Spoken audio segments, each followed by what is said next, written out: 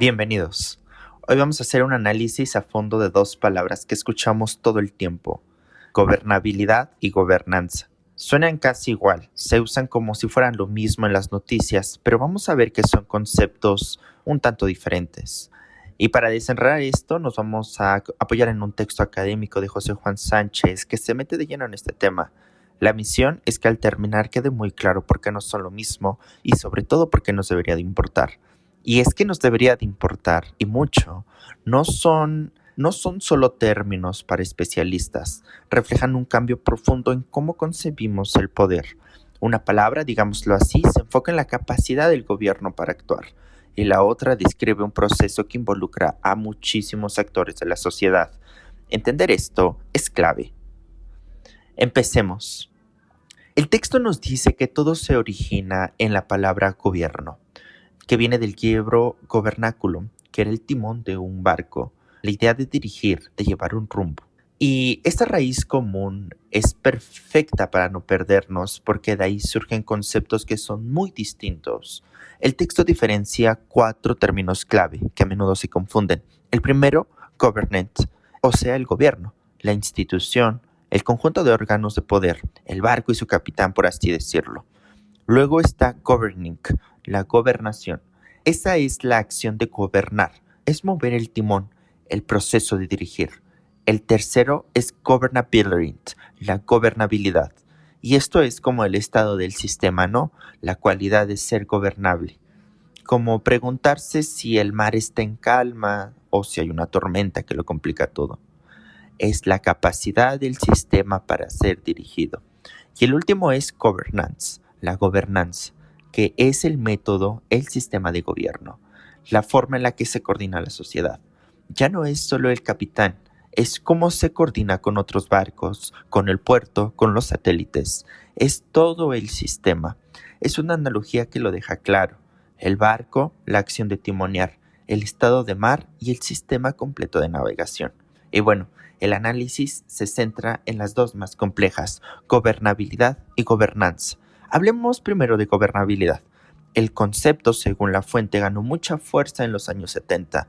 Se hablaba de la crisis de gobernabilidad.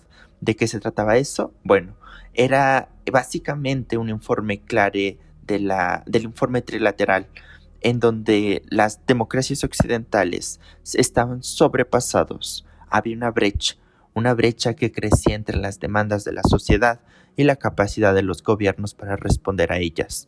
Demandas un tanto más fragmentadas y en expansión. Faltaban recursos, autoridad, los marcos institucionales ya no daban para más, así que cuando se habla de ingobernabilidad no es necesariamente caos en las calles, es un gobierno que no puede procesar ni responder a las exigencias que le llegan, está paralizado básicamente.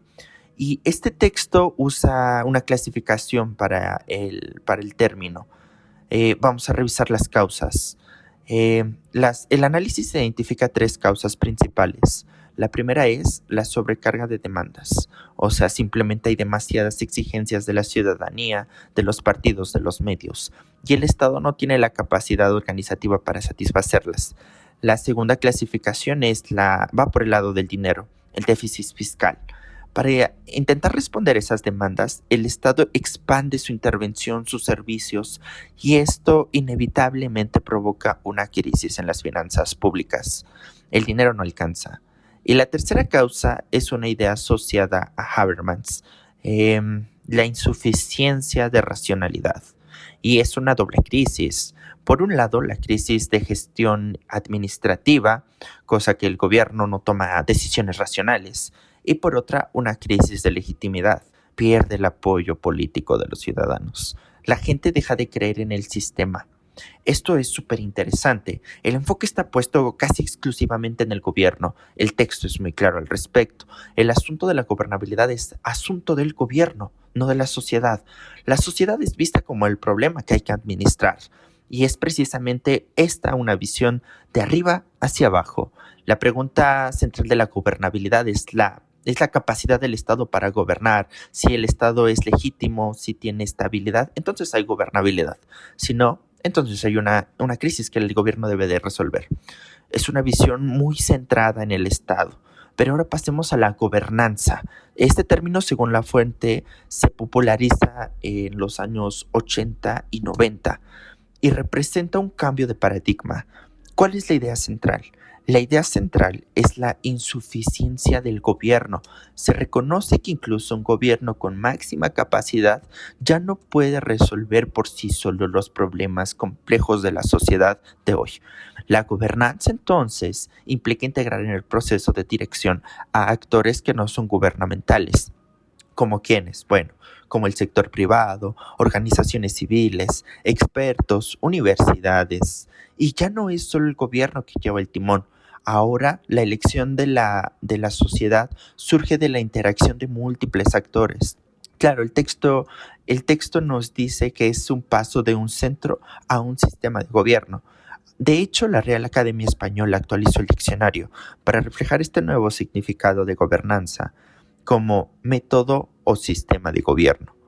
Y sus usos son muy diferentes. Por ejemplo, en sus propósitos encontramos conceptos como buen gobierno o good governance. Este es un término que impulsaron organismos como el Banco Mundial. Es un concepto normativo, o sea, dice que el proceso de gobernar debe de ser transparente, responsable, eficiente y participativo. Se convirtió de hecho en una condición para la ayuda del desarrollo. Y luego está la nueva gestión pública, la idea de aplicar técnicas del sector privado, como la competencia, la orientación al cliente, la medición de resultados, todo eso aplicado a la administración pública. Supone menos gobierno en el sentido de ejecutor, pero más gobernanza en el sector de dirección estratégica. Y esto nos lleva a la idea del gobierno red, que me parece una de las más potentes. El gobierno deja de ser una jerarquía rígida para convertirse en un actor más dentro de redes políticas públicas. Su papel ya no es mandar y controlar, sino facilitar, coordinar. Facilitar, coordinar, negociar con otros sectores para lograr objetivos comunes. Y a diferencia de la gobernabilidad, el texto menciona que la gobernanza se aplica en distintos ámbitos, ¿cierto? Esto quiere decir que existe una descentralización de cómo funcionan los gobiernos locales y, claro, la gobernanza local. Es como intentamos gestionar problemas que nos superan a todos, como cambio climático. Describe organizaciones como las organizaciones internacionales, las ONGs o los estados, colaboran o no para gestionar estos problemas que trascienden fronteras. Entonces, si ponemos los dos conceptos en contraste, queda súper claro que las diferencias son enormes.